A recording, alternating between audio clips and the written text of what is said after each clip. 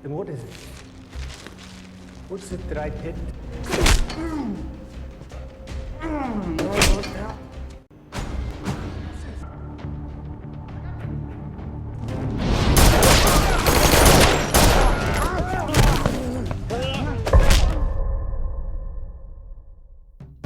Halo, apa kabar semua? Semoga kalian sehat.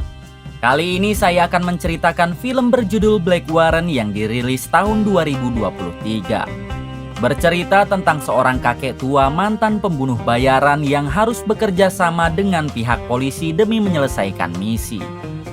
Oke, tanpa berlama-lama kita gaskan saja ke ceritanya.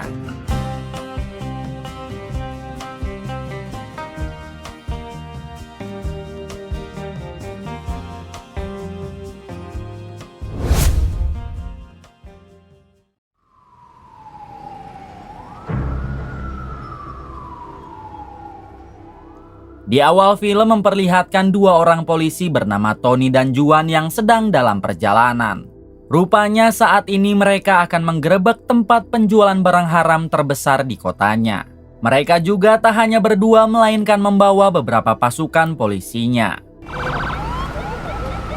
Di tengah perjalanan, Juan bercerita kepada Tony kalau istrinya sedang hamil besar dan ia sebentar lagi akan menjadi seorang ayah. Mendengar hal itu, Tony pun ikut bahagia karena sedari dulu Juan sangat menginginkan seorang anak. Beberapa waktu kemudian, Tony dan Juan sampai di tempat penggerebekan. Di sini, Tony menyuruh Juan agar bersantai saja di dalam mobil, sementara untuk kasus ini ia akan tangani bersama beberapa anak buahnya. Juan pun hanya mengiyahkan saja perintah Tony dan ia pun bersantai di mobil. Setelah itu, orang-orang yang ada di gedung tersebut langsung diamankan dan akan segera dibawa ke kantor polisi. Kemudian Tony dan sebagian anak buahnya naik ke lantai atas hingga mereka bertemu dengan seorang pengedar dan satu ibu-ibu yang tengah bertransaksi. Di sana juga Tony bertemu dengan seorang bodyguard yang tampak santai walaupun ia akan diringkus. Ketika mereka akan dibawa turun, tiba-tiba si bodyguard merebut senjata polisi anak buah Tony lalu terjadilah baku tembak.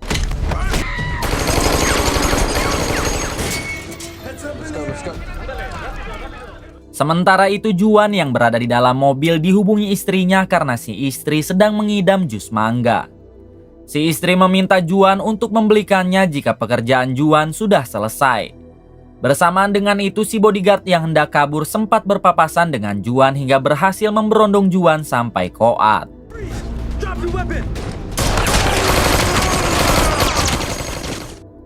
Tony yang melihat sahabatnya sudah dalam keadaan koat tentu merasa sangat dendam kepada si bodyguard. Adegan beralih ke seorang kakek bernama Nick yang tengah bersantai di atas kapal yang ia jadikan sebagai rumah. Tak lama dari itu datang temannya yang bekerja di pemerintahan menghampiri kakek Nick.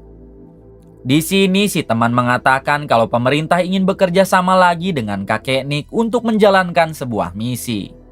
Terungkap fakta kalau kakek Nick ini adalah mantan pembunuh bayaran yang sering bekerja untuk pemerintah. Mendengar ajakan itu, kakek Nick menolak karena ia sudah lama pensiun apalagi umurnya yang juga tidak muda lagi. Namun setelah dibujuk dan akan diberi hadiah uang yang banyak, pada akhirnya kakek Nick mau menerima misi tersebut. Ternyata misinya itu adalah menghabisi kelompok pengedar yang ingin menjatuhkan ekonomi Amerika. Di sisi lain, Tony yang kini berada di kantornya terlihat masih sangat kehilangan atas kepergian sahabatnya yaitu Juan. Atasannya sempat menyarankan Tony untuk mengambil cuti saja, namun Tony menolak karena ia ingin tetap bekerja. Di waktu yang sama, istri Juan datang dan langsung mencurahkan hatinya kepada Tony. Istri Juan juga meminta Tony agar orang yang menghabisi suaminya bisa segera ditangkap. Tony pun berjanji jika secepatnya ia akan menangkap orang yang telah menghabisi Juan. Setelah itu Tony dan atasannya mencoba menginterogasi si pengedar yang kemarin sempat tertangkap. Di sini Tony bertanya siapa yang memasok barang haram kepadanya. Si pengedar mengatakan kalau bosnya bukan hanya menjadi pemasok, melainkan ada rencana besar yang akan bosnya lakukan. Atasan Tony yang penasaran mencoba bertanya rencana apakah yang dimaksud olehnya. Di sini si pengedar menjawab kalau ia akan memberikan informasi itu asalkan atasan Tony membiarkan dirinya menginap di hotel untuk 1 hari serta meringankan hukumannya. Mendengar hal tersebut, awalnya atasan Tony tidak mau. Namun karena tidak ada pilihan lain, akhirnya atasan Tony pun setuju. It sounds like a snake just willing to give up his boss. Keesokan harinya kakek Nick terlihat sedang mengemasi persenjataan lalu mengganti plat nomor mobilnya. Setelah mendapat informasi mengenai keberadaan targetnya, ia pun langsung bergegas pergi ke tempat si target. Kakek Nick menyempatkan untuk membeli es kelapa muda sambil mengawasi area tersebut. Oye, señor. Sí, dígame, señor.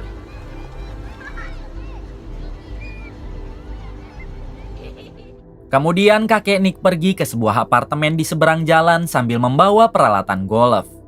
Ternyata di dalam peralatan golf itu kakek Nick sudah menyimpan senjata sniper yang akan ia gunakan untuk menghabisi si target. Tepat di seberang jalan ada si pengedar yang tengah dipijat di sebuah hotel, yaitu sesuai permintaannya kemarin. Tak lama Tony dan anak buahnya datang untuk menjemput si pengedar. Tony menyuruh si pengedar segera mengganti bajunya karena sekarang juga ia akan dibawa lagi ke kantor polisi. Ketika si pengedar akan dimasukkan ke dalam mobil, tiba-tiba ternyata target pertama kakek Nick adalah si pengedar tersebut. Tony segera berlari ke seberang jalan untuk menemukan si penembak. Sebenarnya Tony sempat berpapasan dengan kakek Nick, namun jelas semua orang tidak akan ada yang menyangka kalau si penembak itu adalah kakek-kakek yang sudah sangat tua. Keesokan harinya di kantor polisi, atasan Tony mengatakan kalau intelnya telah mencurigai sekelompok orang yang dianggap sebagai bos dari si pengedar. Untuk itu si atasan menyuruh Tony agar mengawasi kelompok tersebut.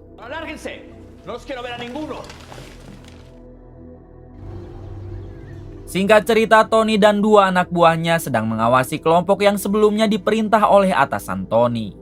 Sayangnya kamera CCTV yang berhasil mereka retas tidak mengeluarkan suara sehingga tidak bisa mendengar percakapan apapun. Oleh karena itu Tony berinisiatif masuk ke tempat itu dengan menyamar sebagai pelanggan. Namun ternyata Tony hanya diperbolehkan berada di luar karena yang ada di dalam ruangan kaca hanya untuk pelanggan VIP. Kemudian Tony melihat seorang chef wanita yang hendak keluar dari tempat itu untuk membeli beberapa bahan makanan. Tony pun langsung mengikuti chef wanita tersebut dan ketika di luar Tony menghampiri wanita itu dan langsung mengajaknya berkenalan. Akan tetapi si wanita menolak dan bergegas pergi. Namun setelah Tony menunjukkan kalau ia adalah anggota polisi, akhirnya si wanita mau mengobrol dengan Tony. Dan diketahui wanita ini bernama Mina. Di sini Tony meminta Mina agar mau membantunya, yaitu menaruh alat perekam di meja ruangan VIP tempat Mina bekerja. Awalnya Mina menolak karena jika sampai ketahuan maka ia pasti akan dipecat oleh bosnya. Namun setelah dirayu-rayu oleh Tony, akhirnya Mina pun setuju. Best cooking school in the US. Don't tell anyone. Malam harinya terlihat di CCTV kalau Mina menaruh alat perekam yang sebelumnya diberikan oleh Tony. Sementara itu kakek Nick juga rupanya sedang mengawasi tempat tersebut untuk melakukan misinya. Terlihat sekelompok orang masuk dan akan melakukan pembicaraan di dalam ruangan itu. Ketika sedang diawasi, kelompok itu malah berpindah tempat sehingga Tony tidak dapat mengetahui apa yang sedang mereka akan bicarakan. Di balik itu kakek Nick mulai masuk ke dalam melalui jalan darurat. Di sini kita akhirnya diperkenalkan seorang bos besar yang bernama Raffi. Selain ia adalah pemasok barang haram, ternyata Raffi ini ingin membuat ekonomi Amerika lumpuh total. Demi mewujudkan rencananya itu, ia sampai menyewa seorang ilmuwan untuk membuat sebuah alat canggih. Ternyata dengan alat canggih yang sedang dikerjakan oleh si ilmuwan, mereka dapat memadamkan listrik satu kota hanya dengan sebuah ponsel. Tak lama dari itu kakek Nick datang lalu menyerang mereka. Di insiden sebagian pengawal Raffi mampu dihabisi termasuk tangan kanannya. Sementara Raffi, si ilmuwan dan anak buah sisanya berhasil kabur. Kemudian Tony datang ke sana, namun peperangan itu ternyata sudah selesai. Keesokan harinya, Mina yang hendak bekerja, ia dibuat terkejut karena gedung tempat Mina bekerja sekarang sudah ditutup oleh polisi. Di sisi lain, si ilmuwan diminta oleh Raffi untuk segera menyelesaikan alat canggihnya karena alat yang semalam masih dalam tahap percobaan. Si ilmuwan mau menyelesaikan alat tersebut, namun dengan syarat Raffi harus membayarnya 50 juta dolar. Hingga akhirnya Raffi pun setuju. Malam harinya, keponakan Raffi mengadakan pesta di sebuah apartemen. Terlihat Tony yang menghadiri acara tersebut untuk memata-matai Raffi. Tony mencoba bertanya kepada keponakan Raffi di manakah Raffi sekarang. Namun keponakannya itu tidak tahu dan secara bersamaan ternyata di sana juga ada Mina yang menjadi chef di acara pesta tersebut. Di balik itu, Raffi sendiri sedang mengawasi Tony bersama si bodyguard yang dulu membunuh Juan. Si bodyguard mengatakan kalau Tony adalah seorang polisi yang pasti sedang mengincar mereka. Mengetahui hal itu, Raffi langsung menyuruh si bodyguard untuk menghabisi Tony. Go do something about it. Di sisi lain, Tony tak sengaja melihat kakek Nick yang ada di sana. Namun ketika Tony menyamakan dengan foto yang ada di ponselnya, ternyata kakek Nick sudah bergegas pergi. Saat Tony akan mengejar kakek Nick, ia kembali bertemu dengan Mina dan langsung mengajak Mina untuk mengejar si kakek. Look, I'm sorry. I cannot lose him. Wanted me to follow him? I'm following him. Sayangnya dalam pengejarannya itu mereka tidak berhasil mendapatkan kakek Nick. Keesokan harinya, Tony yang sudah mengetahui ciri-ciri dari mobil kakek Nick, ia pun terus mencari di sekitaran kakek Nick kabur semalam. Hingga pada akhirnya Tony berhasil menemukan mobilnya lalu segera meminta kakek Nick untuk turun. Saat sudah bertemu, Tony meminta identitas kakek Nick. Ternyata kakek Nick ini adalah ayah kandung Tony yang dulu meninggalkan Tony ketika Tony masih SMP. Kemudian Tony dibawa ke rumah apungnya yang ada di dermaga. Di sini Tony bertanya kenapa kakek Nick tega meninggalkannya setelah kematian sang ibu. Kakek Nick menjelaskan kalau ia adalah pembunuh bayaran yang bekerja untuk pemerintah. Setelah ibu Tony dihabisi oleh musuh, si kakek pun menjadi khawatir dengan keselamatan Tony. Hingga akhirnya si kakek memutuskan untuk meninggalkan Tony demi keselamatan anaknya. Mendengar hal itu, Tony pun akhirnya mengerti atas keputusan kakek Nick yang meninggalkannya. Di sini kakek Nick juga menjelaskan kalau saat ini misi mereka sama, yaitu memburu kelompok Raffi yang sedang berusaha menghancurkan ekonomi Amerika. You just kill people for a living. Kemudian saat Tony akan pulang, kakek Nick memberikan sebuah ponsel agar Tony mau menghubunginya kembali. Hingga ketika Tony akan naik ke mobilnya, tiba-tiba si bodyguard dan beberapa anak buah Raffi langsung meringkus Tony. Kakek Nick juga tidak bisa berbuat apa-apa setelah ia dihajar oleh si bodyguard. Adegan berpindah ke si ilmuwan yang ditanya oleh Raffi mengenai kapan selesainya alat ini. Si ilmuwan mengatakan kalau ia membutuhkan waktu sekitar 24 jam lagi. Tak berselang datang anak buah Raffi yang sudah membawa Tony. Di sini Raffi bertanya mengenai siapakah sniper yang telah banyak menghabisi anak buahnya. Tony mengatakan kalau itu adalah ulah dari ayah Tony yang tadi bersamanya. Kemudian Raffi pun menyuruh anak buahnya untuk menyiksa Tony sebelum mereka menghabisinya.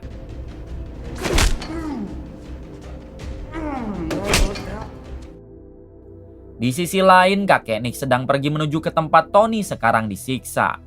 Ternyata ponsel yang sebelumnya kakek Nick berikan kepada Tony sudah dipasangi GPS sehingga kakek Nick bisa dengan mudah mengetahui keberadaan Tony.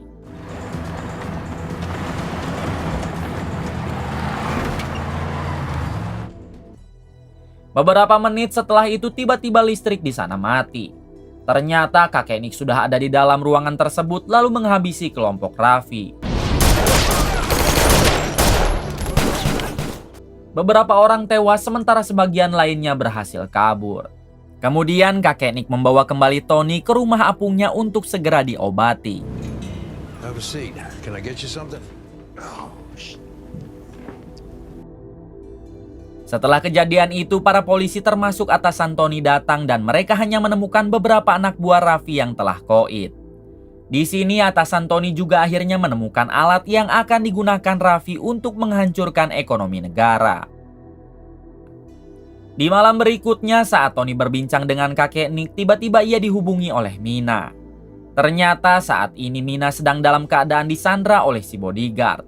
Si bodyguard meminta Tony agar segera mendatanginya saat ini juga. Tony pun bergegas pergi, namun kakek Nick meminta Tony agar jangan gegabah dan kakek Nick akan ikut ke sana. Singkat waktu, sesampainya di sana, Tony menghampiri si bodyguard yang saat ini tengah menyandra Mina. Di sini si bodyguard meminta Tony untuk menyuruh ayahnya agar datang ke sini juga. Namun tiba-tiba kakek Nick menembak bahu si bodyguard.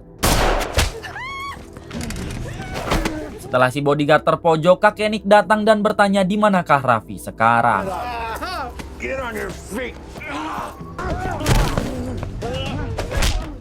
Pada akhirnya si bodyguard bersedia membawa mereka ke kediaman Raffi, namun dengan syarat ia meminta $1 juta. $1 million. $1 million.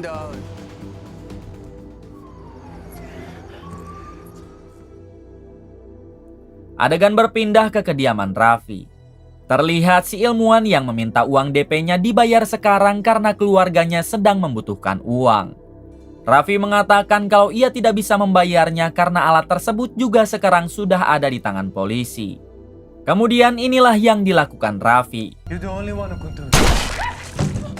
That was enough. Keponakan Raffi yang melihat hal itu tentu ia sangat kaget karena baru mengetahui jika Raffi sekejam itu. Tak lama kemudian datang si bodyguard sambil menodong senjata ke arah kakek Nick serta membawa kantong mayat yang di dalamnya ada Tony. Ketika kantung mayatnya dibuka, ternyata Tony hanya berpura-pura mati dan langsung menodongkan senjata kepada Raffi. Si bodyguard mengatakan kalau Raffi sangat pelit sehingga ia dengan terpaksa mengkhianatinya. Kemudian kakek Nick menyuruh keponakan Raffi untuk pergi, karena ia tahu keponakannya tidak tahu apa-apa mengenai kejahatan Raffi. Are we good? No. Madam? Setelah itu terjadilah adu tembak antara kelompok Raffi dan kakek Nick beserta Tony. Namun tentunya Tony beserta sang ayah dapat dengan mudah menghabisi mereka semua termasuk Raffi.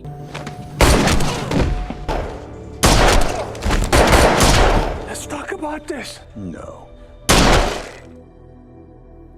Setelah itu si bodyguard menagih uang $1 juta kepada kakek Nick. Namun tentu kakek Nick tidak akan memberikan uang tersebut karena itu semua hanyalah tipuan untuk si bodyguard.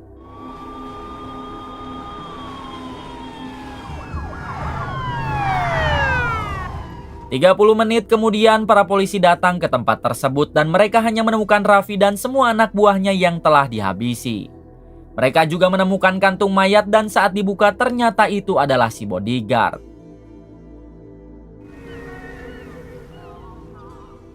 Beberapa tahun kemudian memperlihatkan Tony yang memilih hidup dengan ayahnya di rumah apung. Rupanya saat ini Tony sudah menikah dengan Mina dan ia juga sudah mempunyai 1 orang anak. Tak kalah dengan Tony, kakek Nick juga sudah mempunyai istri baru untuk menemani hari-hari berikutnya. Di sini kakek Nick mengajak mereka agar tinggal di tempat yang lebih nyaman, karena sekarang mereka sudah memiliki tabungan yang banyak. Belum sempat menjawab, Tony dihubungi oleh temannya kakek Nick, dan si teman itu mengajak Tony agar mau menyelesaikan misi baru dengan bayaran 5 kali lipat. Kemudian film pun tamat. Terima kasih yang sudah menonton sampai akhir. Semoga kalian dan keluarga selalu diberikan kesehatan dan rezeki yang berlimpah. Salam untuk semuanya dari Hampura Film.